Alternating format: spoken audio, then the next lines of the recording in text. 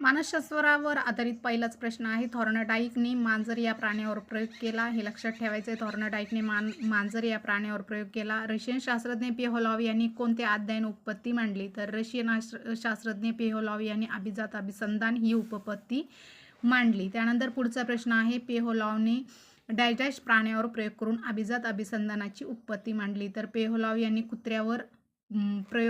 कुत्रा या प्राण्यावर प्रयोग करून अभिजात अभिसंधानाची उत्पत्ती मांडली. नैसर्गिक चेतकाला दिलेला प्रतिसाद अनैसर्गिक चेतकाला देणे यास अभिजात अभिसंधान असे म्हणतात. खालीलपैकी कोणती सहचर्यवादी अध्ययन उपपत्ती नाही? तर साधक अभिसंधान पद्धती ही सहचर्यवादी अध्ययन उपपत्ती नाही.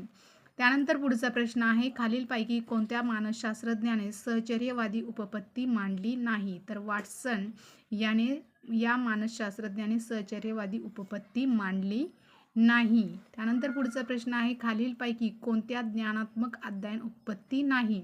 तर खालीलपैकी कोणती ज्ञानात्मक अध्ययन उपपत्ती नाही? तर साधक अभिसंधान उपपत्ती ही ज्ञानात्मक अध्ययन उपपत्ती नाही. बाकीच्या ज्या आहेत त्या ज्ञानात्मक अध्ययन उपपत्त्या आहेत.